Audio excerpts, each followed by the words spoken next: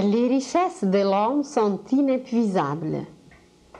Et quand nous allons connaître son image vraie, nous serons si émerveillés qu'aucun langage humain ne pourra transmettre cet émerveillement, cet enthousiasme et cet élan que cela produira en nous. Mais pour l'instant, nous commençons à peine de nous voir un peu plus, de nous connaître un peu plus. Imaginez que vous vous regardez dans un miroir et on ne s'est jamais en réalité observé. On nous a raconté jadis des histoires au sujet de Narcisse qui s'est regardé dans l'eau et tout d'un coup il s'est vraiment aperçu et il était très étonné comment il était beau. Et depuis, on croit qu'il a vu son corps physique et qu'il était amoureux de son corps physique, de lui-même. Mais cette beauté qu'il a vue, il a vu son âme, il a vu sa vraie richesse et c'est d'elle qui était émerveillée. Et par la suite, toute cette légende nous a laissé l'image de Narcisse, nous a laissé sa lumière et sa beauté en forme de fleurs qui portent son nom. À travers l'histoire humaine, nous pouvons trouver beaucoup d'images de cette beauté, de cette profondeur de l'âme qui nous habite, de toute cette richesse qui nous compose, seulement nous n'avons aucune idée d'elle et nous ne savons même pas nous émerveiller. Mais nous sommes à peine au début de cette nouvelle vie, de cette nouvelle perception, de cette nouvelle voyance qui nous permettra, comme Narcisse, de nous voir dans notre vraie image, de nous voir tels que nous sommes.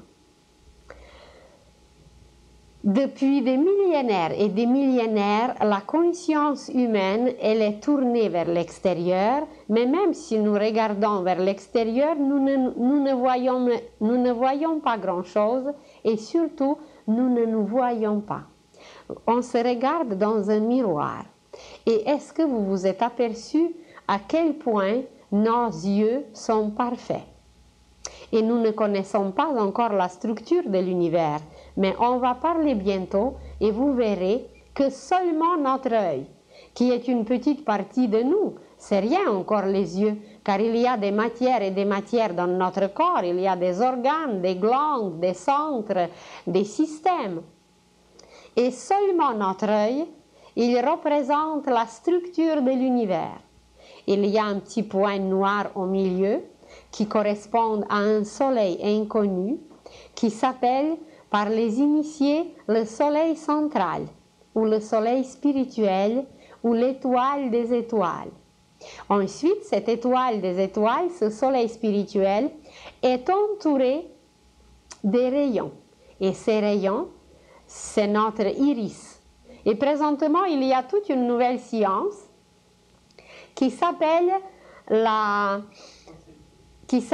l'iridologie. Et dans cette nouvelle science, on découvre que seulement sur notre iris, il y a des points et des points qui correspondent avec nos organes, avec nos glandes, avec toute organisation du corps. Et voilà, on peut nous découvrir selon notre iris.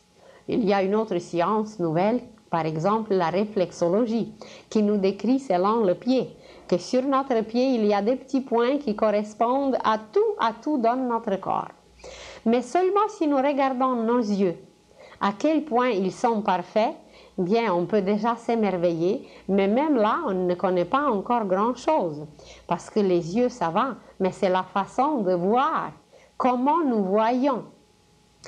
Et puis, sans parler des oreilles, sans parler de la bouche, sans parler du nez, à quel point nous sommes riches. Nous parlerons un jour de la Nouvelle Jérusalem.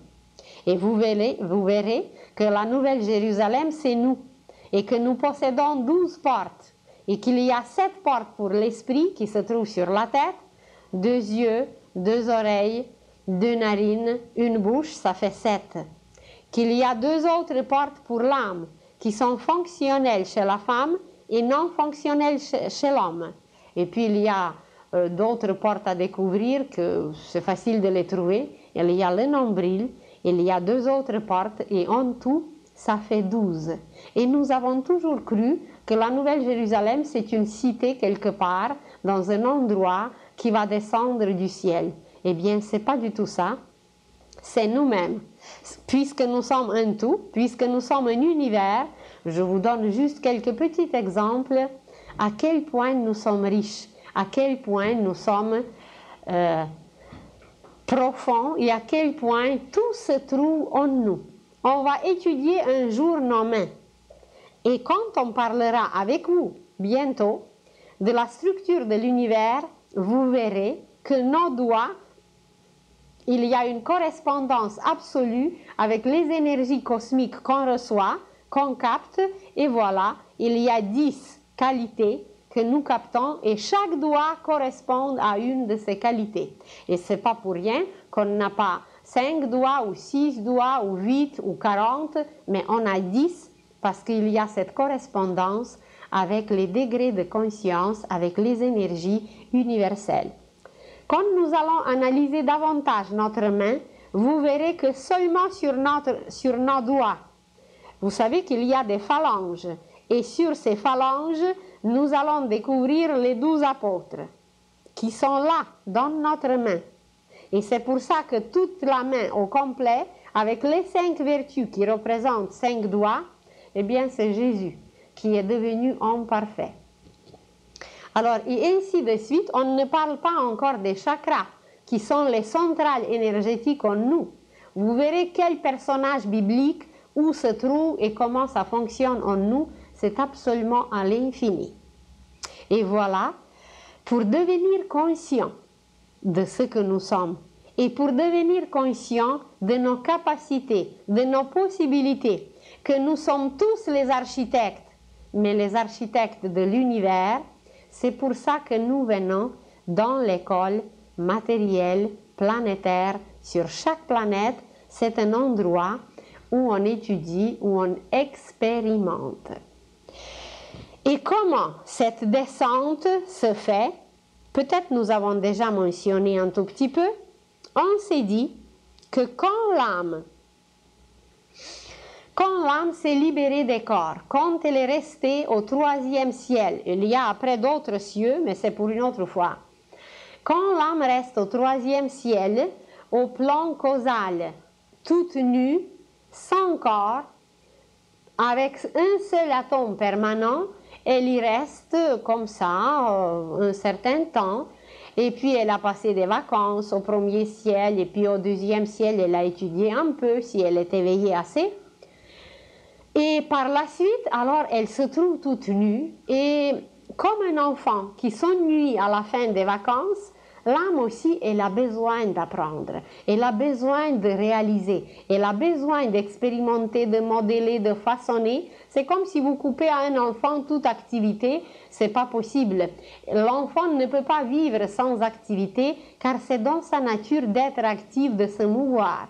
Alors l'âme qui a son rythme, qui est beaucoup plus accéléré que les mouvements d'un enfant, aussi, après un certain temps, c'est comme si elle commence à s'ennuyer et elle commence à chercher l'endroit sur la terre qui lui conviendrait le plus.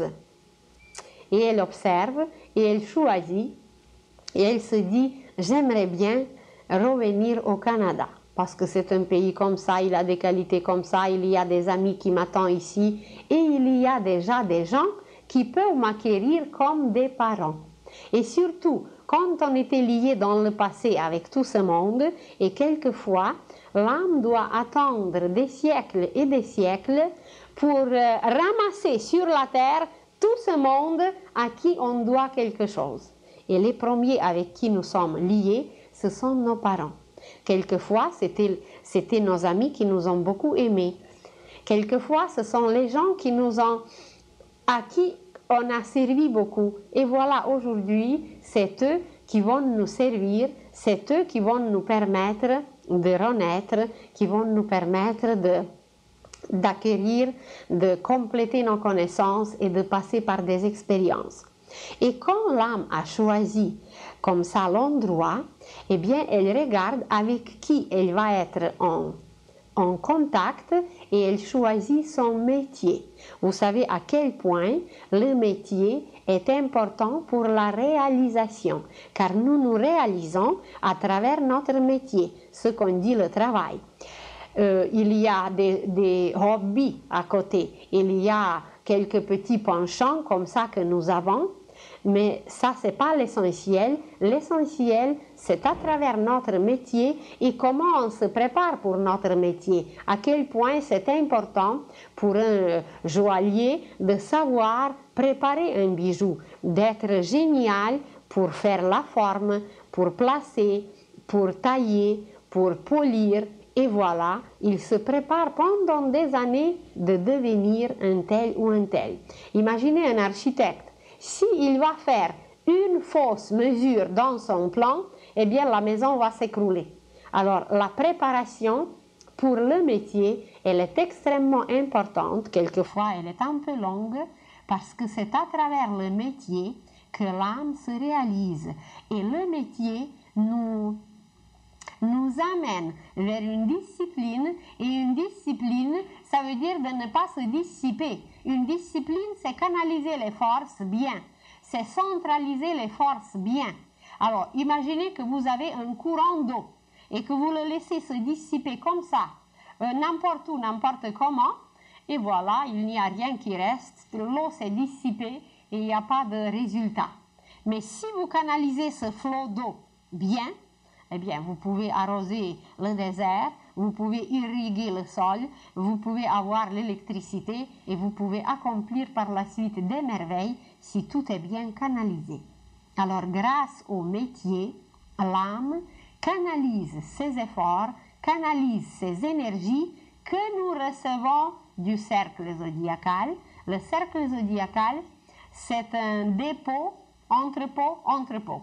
C'est un entrepôt des énergies d'où nous recevons en crédit tout ce qu'on aura besoin pour la vie. Et ceux qui connaissent l'astrologie, ils savent à quel point c'est important où notre Vénus se trouve, à quel point c'est important où une telle planète ou une autre planète se trouve, parce que même ce qu'on connaît aujourd'hui dans l'astrologie, ce n'est pas des vraies connaissances, c'est juste une petite approche qui dévoile un tout petit peu la personnalité. Mais la personnalité, c'est la servante. Et ce que nous ne connaissons pas à travers l'astrologie, c'est l'âme. C'est l'astrologie de l'âme, parce que c'est elle qui est la distributrice. La servante, exactement comme dans une maison, c'est l'âme qui donne l'argent, c'est l'âme qui donne la matière, c'est l'âme en réalité qui dirige, et puis la servante, c'est celle qui va au marché, c'est celle qui dépense, mais c'est l'âme qui pense. Alors il y a pensée et dépenser. Alors nous, la personnalité, la servante, on s'occupe déjà un peu d'elle, on l'a décrit sur une belle carte du ciel, elle est comme ça, elle est comme ça, elle a de telles prédispositions, elle se met en colère quand Saturne passe par son ciel, etc. Mais la vraie astrologie n'est pas encore connue. Parce que la vraie astrologie, eh bien, c'est tous les matériaux qu'on peut utiliser. Imaginez que vous bâtissez une maison et s'il vous manque un clou, un seul, eh bien, ça ne sera pas complet. Vous ne pouvez pas faire sans fenêtre, vous ne pouvez pas faire sans tel ou sans tel matériel. Et les matériaux nous sont fournis eh bien, par les constellations, par les signes du zodiaque, par les planètes. Et après, il y a des combinaisons infinies à travers les signes du zodiaque, à travers les planètes. C'est même amusant. Vous prenez par exemple Vénus, vous prenez par exemple Mars. Ce sont deux planètes qui représentent sur notre carte du ciel deux amoureux. Il faut savoir leur relation, parce que quand on le sait, on peut s'accorder, on peut accorder notre Vénus avec Mars, Mars qui est fort, Mars qui est extraordinaire, mais s'il n'est pas aimé par Vénus, il va devenir destructif. Mais s'il est bien aimé, s'il est bien charmé par Vénus, eh bien, il va devenir un amant charmant, parce que c'est un amant. On ne sait pas que le soleil et la lune, c'est les parents. Le soleil, c'est le père et la lune, c'est la mère. Alors, il faut savoir maintenant comment les planètes, comment cette parenté est situé sur la carte parce que ça pourra nous aider. Saturne, Jupiter. Saturne, c'est grand-père. Et vous savez qu'on attend l'héritage du grand-père. Alors, c'était juste une parenthèse pour vous dire à quel point tout est important et à quel point nous ne connaissons pas encore tout ce que nous utilisons. Et alors, quand l'âme s'est décidée de descendre, elle a choisi ses parents parce qu'elle était liée dans le passé ou c'était peut-être ses adversaires dans le passé, mais aujourd'hui, à travers la relation paternelle et maternelle, la personne sera obligée, si elle n'arrive pas à les aimer, au moins de les respecter. Alors, ce qui est choisi par l'âme, c'est toujours le meilleur. C'est toujours les meilleures conditions qui nous font avancer au maximum. Et nous, on ne les accepte pas toujours et on retarde tout. Et nous, on veut avoir tout autrement. On dévie le plan de l'âme et voilà, tout est dérangé, tout est retardé et il faut revenir et revenir à plusieurs reprises dans la même classe. Alors, quand le lieu, le pays, l'endroit était choisi, ce que l'âme choisit, c'est son métier. Et en correspondance avec son métier, elle va choisir les parents musiciens ou les parents cordonniers. Elle va choisir les parents tels ou les parents tels parce que surtout dans le passé, vous savez très bien comment le métier était hérité. Si le père était médecin, eh bien, il fallait absolument suivre la même lignée. C'était pour se renforcer, c'était pour renforcer certaines qualités. Aujourd'hui, ça a changé un peu. Mais quand même, si quelqu'un a choisi de faire les études, et s'il choisit les parents extrêmement pauvres qui ne pourront pas lui payer ses études, alors son métier sera raté. Il ne pourra pas accomplir la tâche. Donc, il doit choisir les parents qui vont lui fournir tout ce qui lui est nécessaire pour sa réalisation à travers le métier. Donc, c'était juste pour souligner à quel point le métier est important.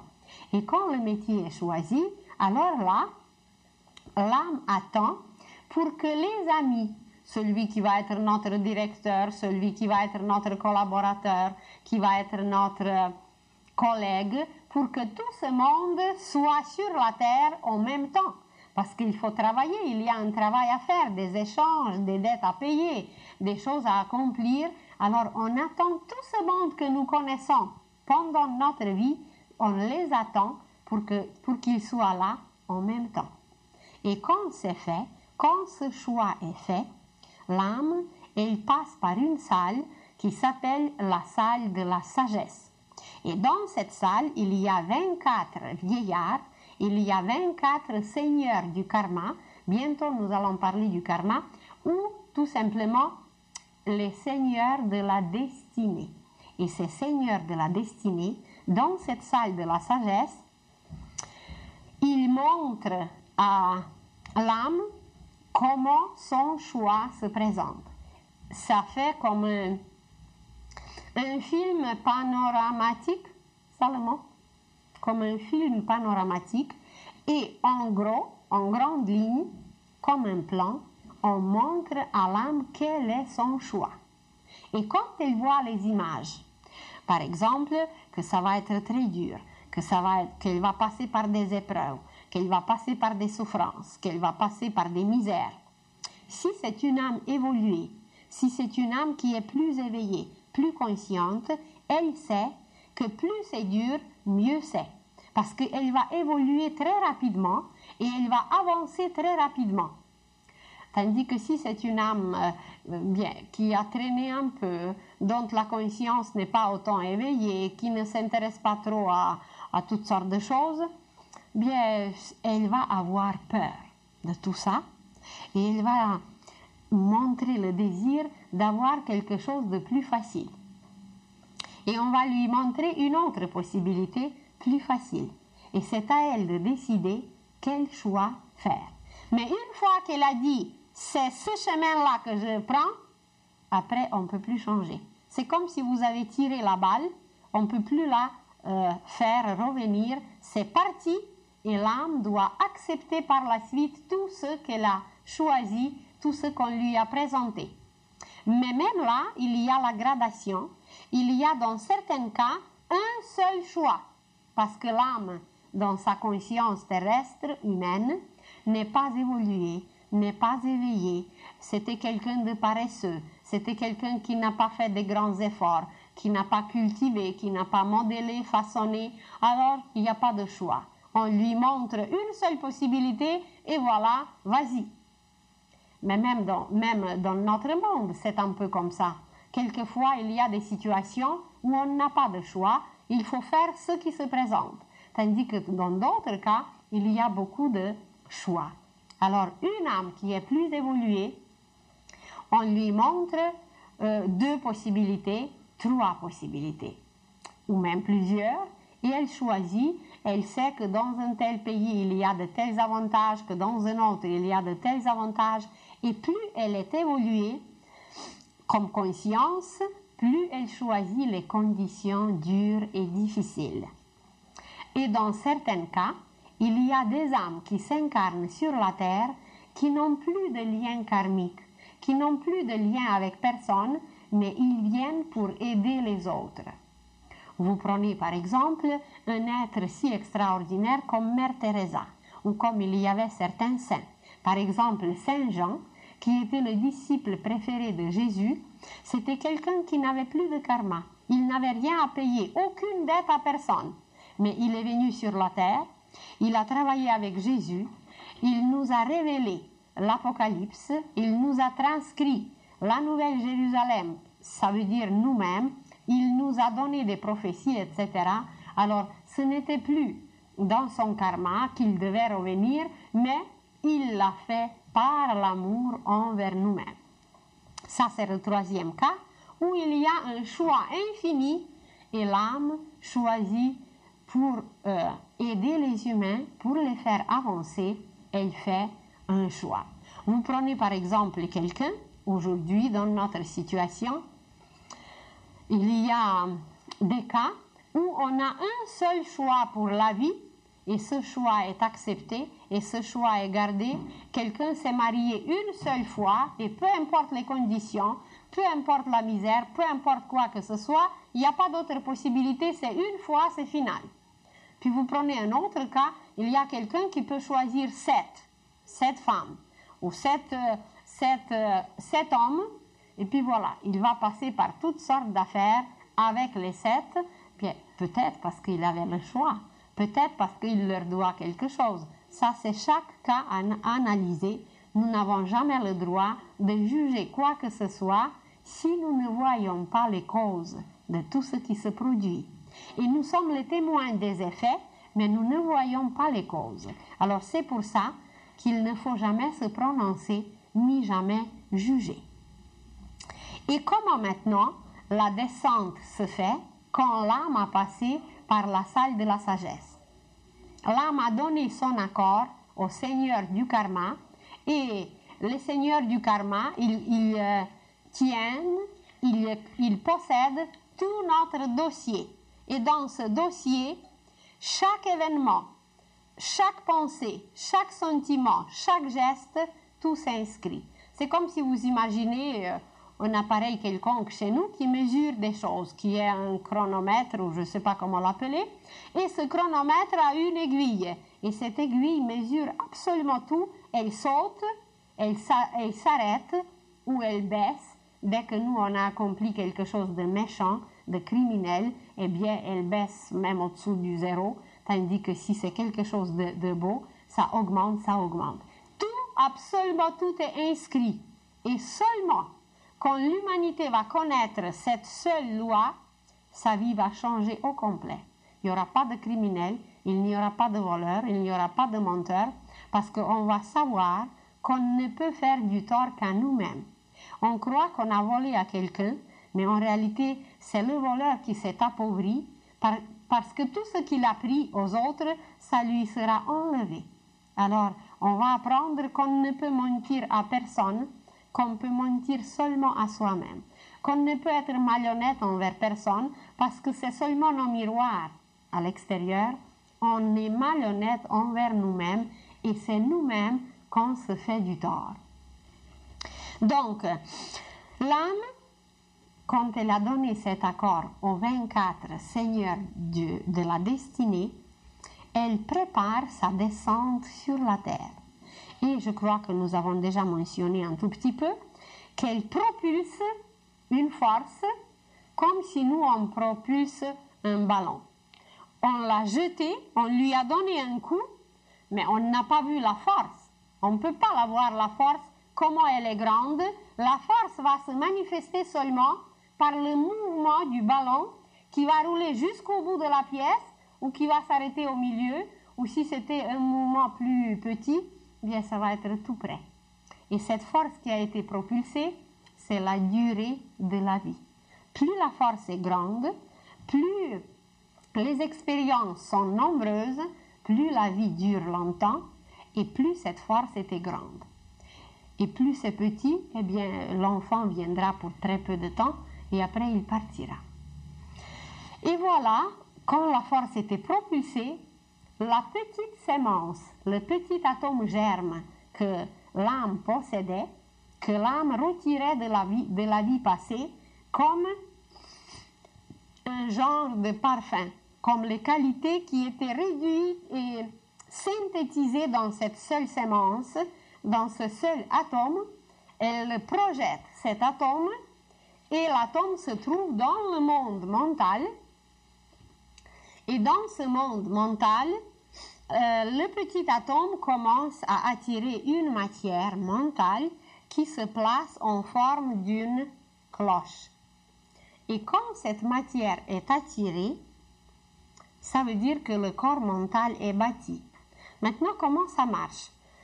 Quelle est la qualité de cette cloche? Vous savez qu'il y a des grosses cloches qui sonnent très bas. Leur voix est très basse et ce sont des sons très très bas. Tandis qu'il y a d'autres cloches qui sont beaucoup plus fines, qui sont beaucoup plus subtiles. Il y a d'autres clochettes qui sont toutes mignonnes, toutes petites, toutes sonores, qui sonnent complètement différemment. Et vous prenez le cristal, et ça c'est toute une cloche, ça c'est un son d'une pureté extraordinaire. Alors, la qualité de l'atome germe qui sert d'un aimant attire la qualité correspondante de la matière mentale. Plus dans le passé on a travaillé de belles choses, plus aimant sera fort pour attirer une belle matière, une matière géniale, des inventions, un mental qui va éclairer les humains, un mental qui va être extraordinaire, tandis qu'une petite sémence qui était comme ça, paresseuse, qui ne faisait pas grand-chose, bien ça va attirer des pensées moyennes. Quand même, il y aura certaines activités et une pensée qui était encore moins développée, encore moins intense, et ça va attirer une matière mentale tellement lente, tellement grossière, que ça va donner un homme brut, ça va donner un homme criminel, ça va donner un homme violent, ça va donner un homme qui va, dans ses vibrations, il va vivre dans une lenteur, il va vivre dans une bassesse, parce que c'est trop bas, c'est trop lourd, c'est la qualité du plomb. Le plomb, même vous prenez l'essence et vous dites super sans plomb. Alors ici aussi, il y a des super sans plomb avec le plomb, etc. Parce que c'est que la qualité dépend de tout ce qu'on a accompli, nous, dans le passé. Alors, imaginez qu'un génie, il va attirer cette matière, cette cloche, qui va résonner. Elle résonne, cette cloche. Et c'est là la justice et la justesse de notre pensée. Plus la cloche est belle, plus la cloche est faite d'une matière précieuse, pure, lumineuse, plus notre pensée est juste. Ça veut dire qu'on ne fausse pas, qu'on est en accord avec tout. Plus la cloche est grossière, plus elle fausse. Et quand la cloche est accomplie, quand le corps mental est bâti, selon le travail qu'on doit faire, selon nos acquisitions, selon la qualité, eh bien, Le petit atome germe descend un peu plus bas. Un peu plus bas, ça ne veut pas dire que c'est un endroit, que c'est dans une sphère qu'il descend vraiment plus bas. Ça veut dire qu'il ralentit ses vibrations et qu'il rabaisse ses vibrations, car il s'agit de taux vibratoire et de l'état. Il ne s'agit pas de l'endroit, des endroits qui sont superposés.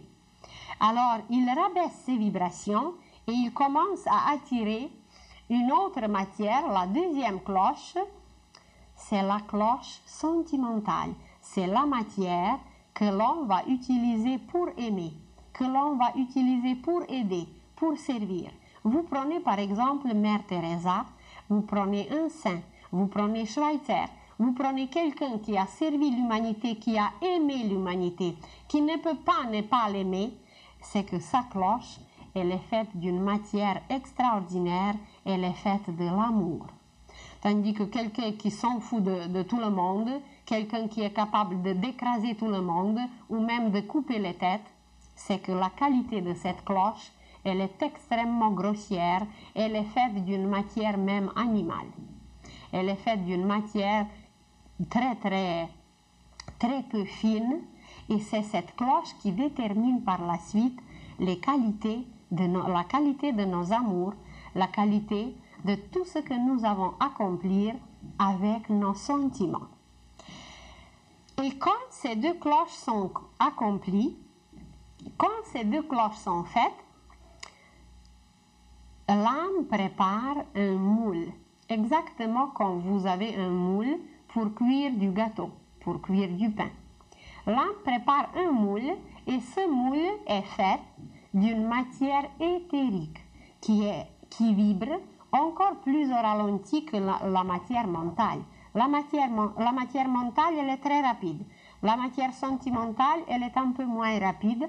Et la matière éthérique, elle est encore plus lente et encore plus lente.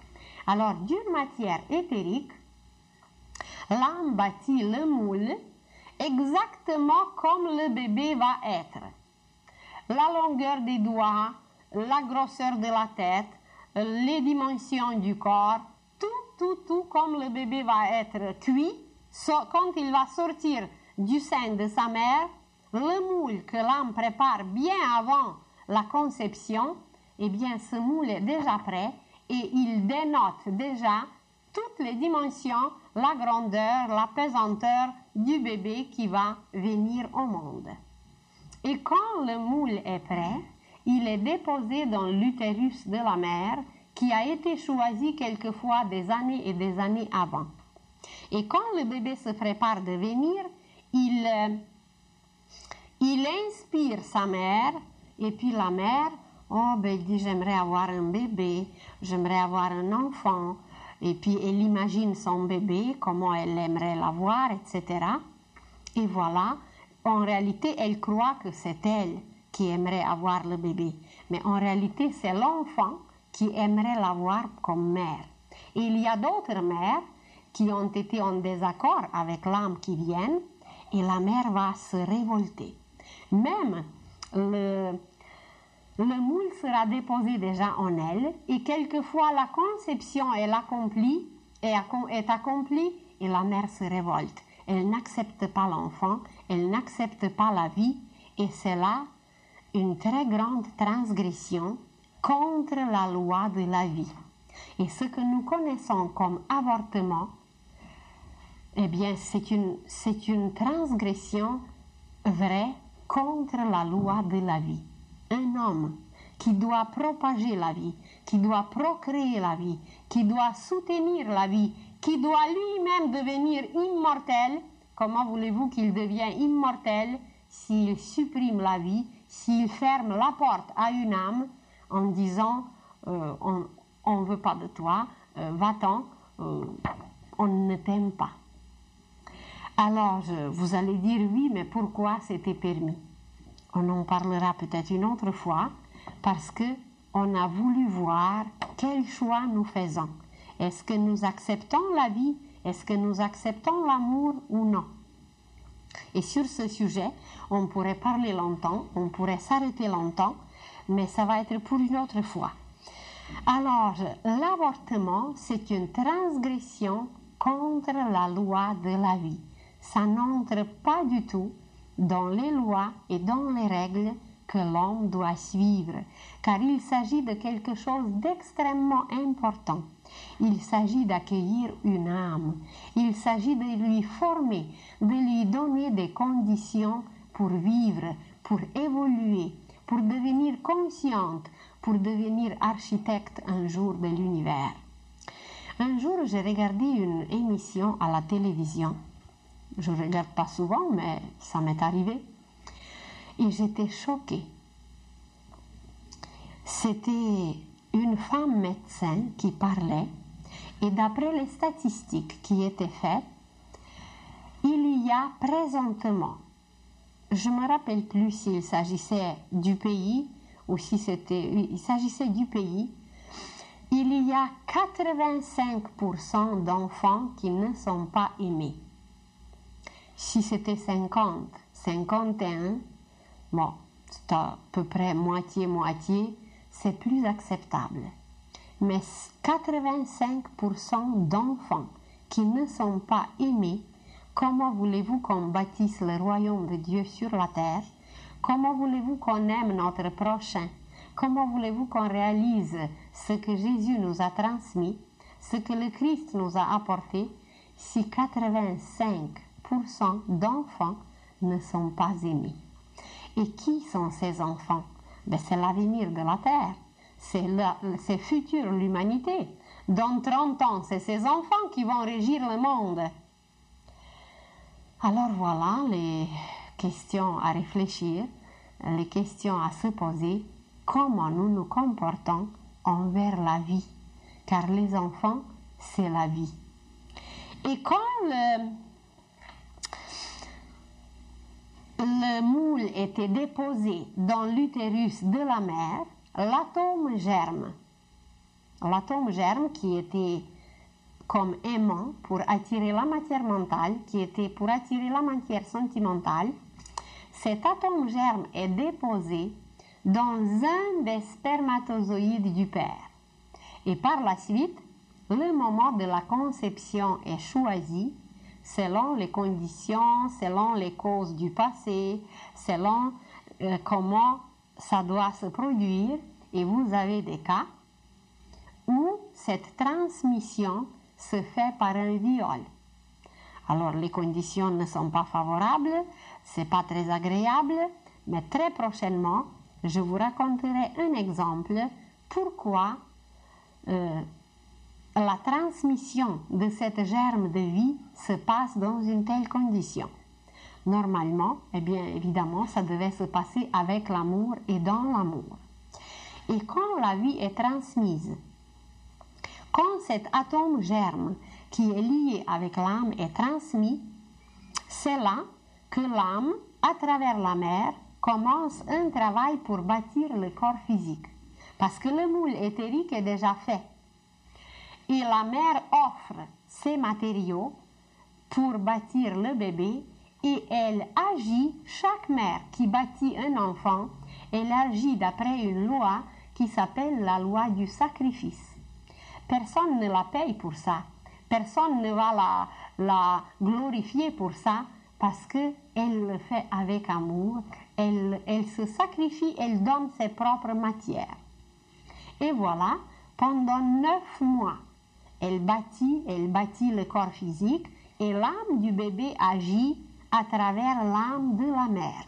Il y a une communication directe, ininterrompue entre le bébé et l'âme, le bébé et son âme à travers la mère, mais c'est la mère qui sert d'intermédiaire. Et maintenant, on pourrait s'arrêter et on pourrait parler pendant plusieurs conférences seulement comment le corps du bébé se bâtit.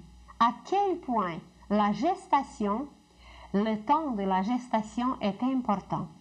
À quel point les états de la mère, l'état dans lequel la mère se trouve est important, car le petit corps qui se forme, il absorbe tout. Il est d'une vibration et d'une finesse de l'âme, parce qu'il n'est pas encore sorti dans le monde physique, il est encore caché. il est encore dans le sein de la mère physique et de la mère divine. Alors ce petit corps, le moindre choc que la mère reçoit, ça s'enregistre dans le bébé.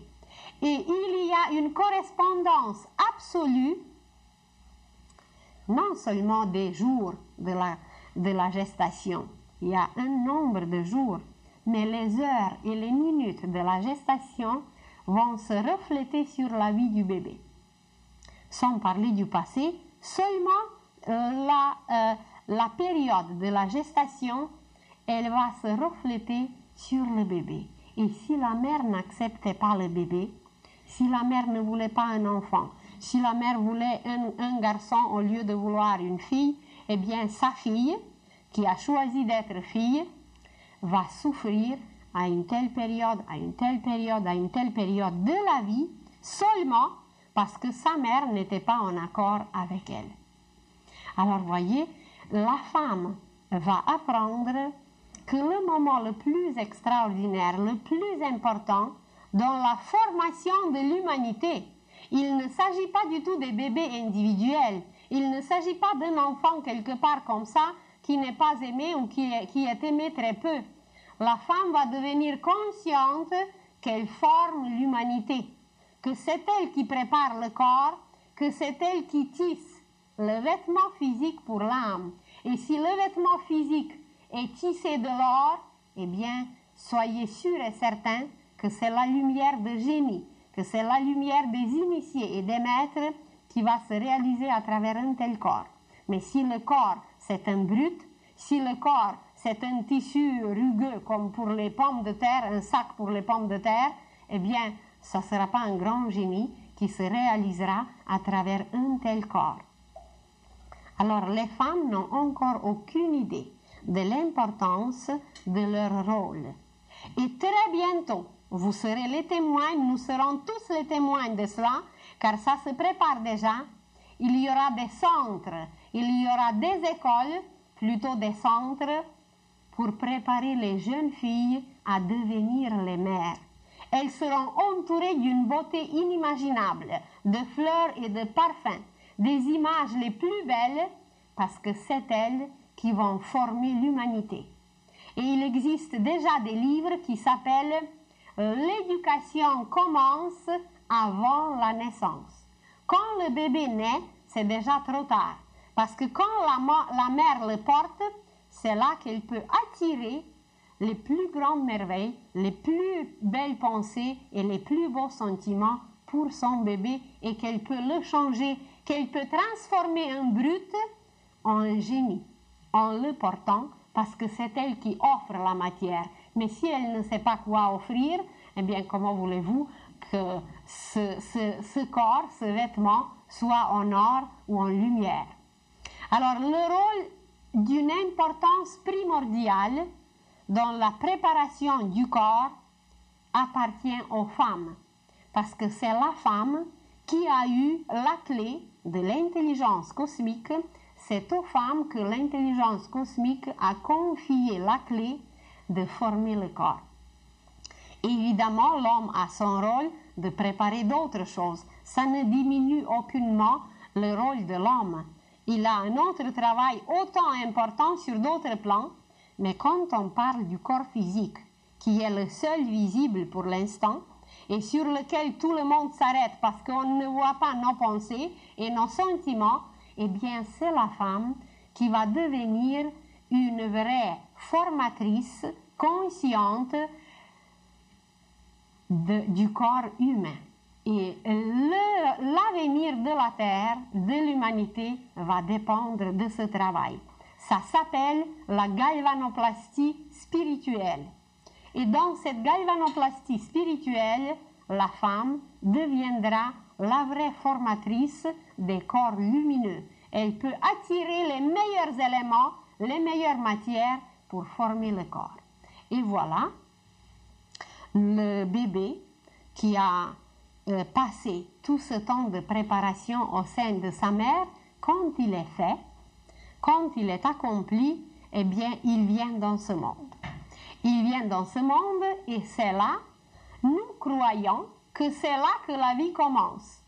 Tandis qu'en réalité, la vie a commencé quand l'âme a projeté cet atome germe.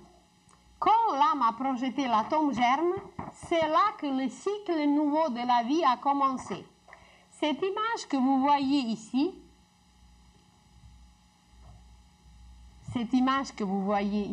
elle va vous décrire, est-ce que je me place à côté? Cette image que vous allez voir ici, elle décrit très en détail comment ça marche et comment un cycle de la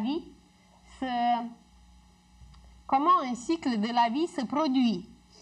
Alors, imaginez ici cette ligne et tout ce passage qui est en blanc.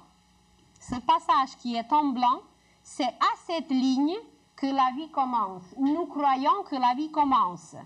Alors, ici, c'est 0, ensuite 7 ans, ensuite 14 ans, ensuite 21 ans, 28 ans, 35 ans, 42, 49. Cette partie blanche qui représente le tiers du cercle, ou le tiers du serpent que vous voyez, car symboliquement, tout ce cycle de la vie correspond à un symbole que nous connaissons tous, mais peut-être ce symbole ne nous dit pas grand-chose. Le serpent représente la connaissance. Et le mot connaissance est composé du mot naissance. Alors, pour connaître, nous devons descendre de la terre. Et nous passons par cette préparation qui est la tête de ce symbole et un tiers de son corps, et la préparation du corps mental, ce qui est en rouge pour ceux qui voient en couleur. Alors ici, l'âme prépare le corps mental. Ce qui est en vert, l'âme prépare le corps astral ou sentimental.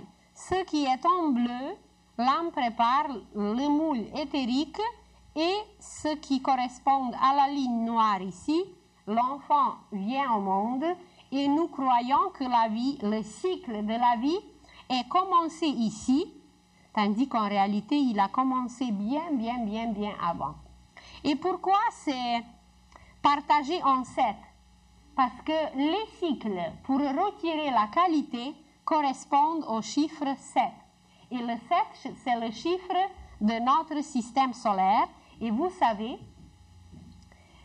bien, le chiffre 7, il est lié encore à beaucoup d'autres choses, mais tout le monde sait qu'à 7 ans, l'enfant va à l'école, qu'à 14 ans, l'enfant passe par la puberté, qu'à 21 ans, l'homme devient mature, qu'à 28 ans, l'homme entre dans la vie, qu'à 35 ans, il y a une maturité spirituelle qui n'est pas connue, qui s'accomplit, à 42 ans, l'homme se réalise, et à 49 ans, c'est l'épanouissement. Ça ne veut pas dire du tout qu'à 49 ans, c'est fini.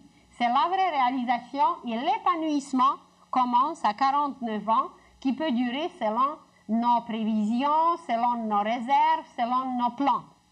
Et par la suite, s'accomplit ce qu'on a dit dernièrement, la mort, on regarde le panorama, le purgatoire, et l'âme se débarrasse de tous ses corps, on passe par la queue. La queue est traînée par là où la tête a passé, comme un serpent le fait. Et un serpent qui mord sa queue, il n'est plus la connaissance, il est la sagesse.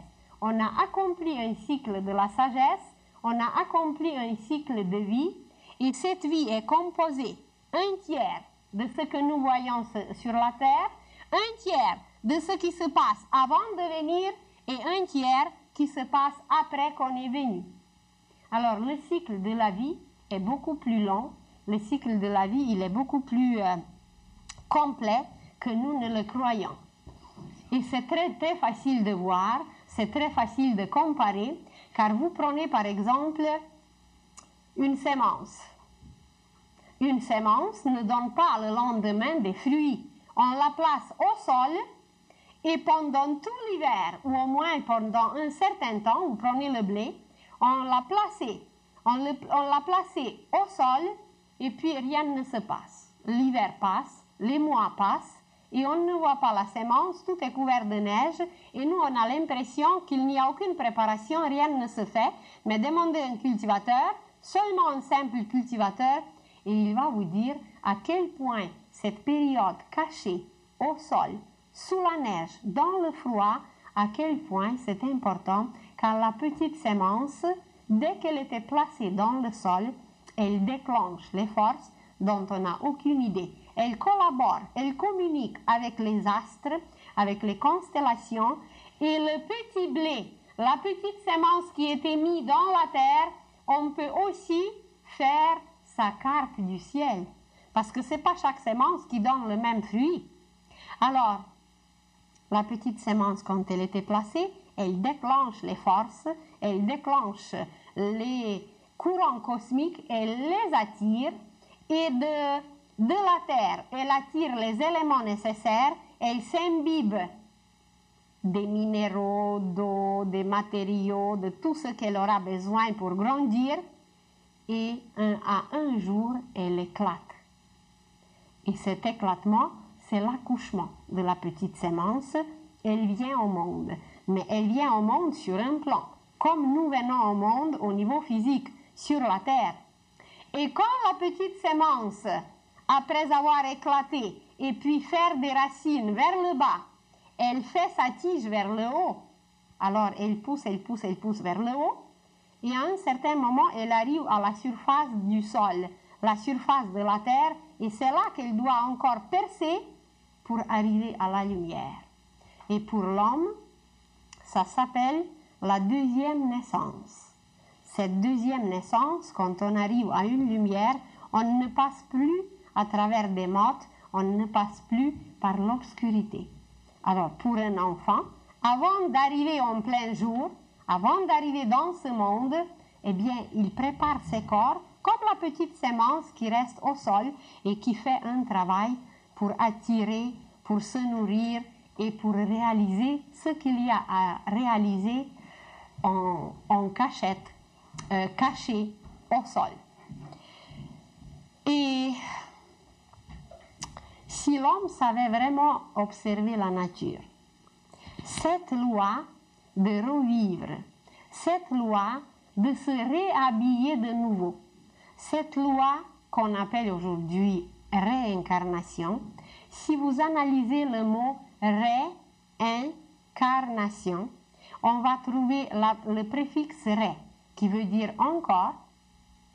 On va trouver le préfixe in, qui veut dire dedans, et on va trouver la racine carne, qui veut dire chair, carne. Alors, carnivore, celui qui absorbe la chair des animaux, herbivore, etc. Alors, ça veut dire encore dans la chair. L'âme descend encore dans la chair. Et si je vous dis que l'arbre se réincarne, que la nature se réincarne tous les printemps, eh bien, on sera étonné. Imaginez que ces feuilles meurent. L'automne, c'est la mort. Et le printemps, c'est la naissance. Et la nature passe par ces cycles sans cesse, et personne ne s'affole, et personne ne pleure, et tout le monde croit que cette réincarnation dans la nature existe, sauf qu'on n'utilise pas ce mot. Et quand Jésus nous disait, si vous ne mourrez pas, vous ne vivrez pas. Et quand il nous disait, tu récolteras ce que tu as sémé. Il y a encore beaucoup d'autres phrases. Il n'a pas utilisé le mot réincarnation, mais il voulait dire la même chose, parce que le langage était autre, la compréhension était autre, et les initiés de tous les temps, ils connaissaient cette loi, ils la connaissent jusqu'aujourd'hui, et l'humanité entière va la connaître bientôt. Alors, nous allons terminer pour aujourd'hui. Et encore d'autres merveilles et d'autres merveilles nous attendent que nous serons obligés d'accepter, car autrement, nous ne pourrons pas rester sur la terre, nous ne pourrons pas vivre, car tout va être renversé, tout va être changé, les vibrations, les vitesses, les images, tout absolument. Mais la première loi qui va être acceptée par l'humanité, c'est cette loi de revie, c'est cette loi de revenir, d'améliorer la qualité dans la matière, pour devenir conscient qu'on est les fils de Dieu, qu'on est les enfants de Dieu et qu'on contient en nous-mêmes l'univers entier.